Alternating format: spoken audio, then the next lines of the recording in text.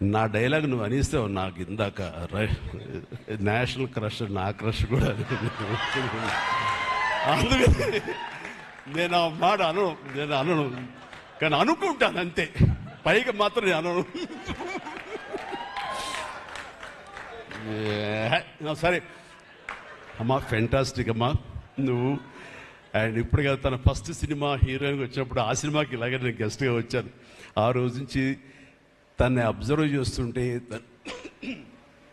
నటనా పరంగా కానివ్వండి, తన ఇమేజ్ పరంగా కానివ్వండి, day by day film after film ఎక్కడికో వెళ్ళిపోయింది. ఇది నేషనల్ క్రష్ కాదు, ఇంటర్నేషనల్ క్రష్ అయిపోయింది అమ్మాయి.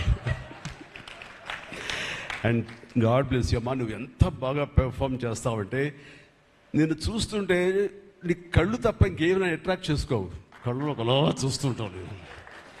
అండ్ ఆ కళ్ళతో ఏం పలికిస్తుంది ఎక్స్ప్రెషన్ అంటే ఇంకా అంత ఇంత కాదు.